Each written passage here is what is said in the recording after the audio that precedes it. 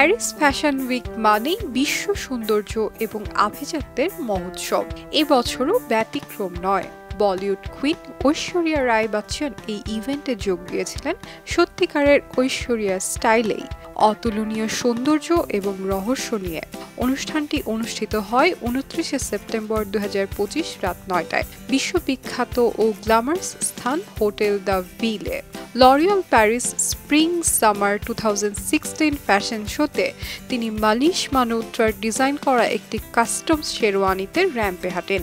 এই পোশাকটি diamond studded কফলিংস এবং নলখা হার ডিটেলিংস সহ তৈরি হয়েছিল। ওয়ালটন এখন দেশের সীমানা পেরিয়ে পৌঁছে গিয়েছে 50টিরও বেশি দেশে।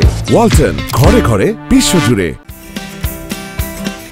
লরিয়াল প্যারিসের অন্যতম প্রতীকী এবং দীর্ঘ সময়ের গ্লোবাল ব্র্যান্ড অ্যাম্বাসেডর হিসেবে ঐশ্বরিয়া বছরের পর বছর নতুনভাবে সংজ্ঞায়িত করেছেন সৌন্দর্য এবং শক্তিকে। সবচেয়ে মর্যাদাপূর্ণ রেড কার্পেটে হাঁটা থেকে শুরু করে সারা বিশ্বের নারীদের প্রতিনিধিত্ব করা পর্যন্ত তিনি কয়েক দশক ধরে উদ্দেশ্যমূলক সৌন্দর্যের প্রতীক হয়ে আছেন।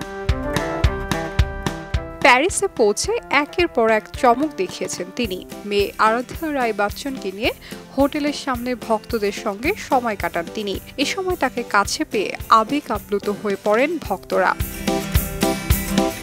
এবছরও সবার চোখ ছিল তার দিকেই যখন তিনি চমকপ্রদভাবে র্যাম্পে উপস্থিত হন। তবে শুধু র্যাম্প নয়, আলোড়ন তুলেছে তার একটি সেলফিও।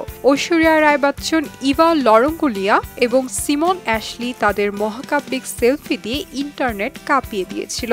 নিয়মিত অংশগ্রহণকারী ঐশ্বরিয়া ও ইভা দেখা করলেন, আলিঙ্গন করলেন এবং দিনের সেরা সেলফি দিয়ে পোজও দিলেন। তাদের সঙ্গে উপস্থিত ছিলেন সিমন অ্যাশলির এবং অভিনেত্রী গিলিয়ান অ্যান্ডারসন, টিভি ব্যক্তিত্ব হাইডি ক্লুম সহ আরও অনেকে।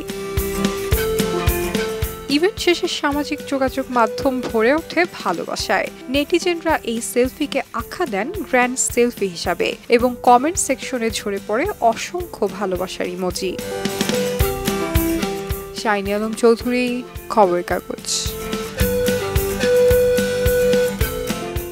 খবরের কাগজ, নিখাত, নির্ভীক, নিরপেক্ষ।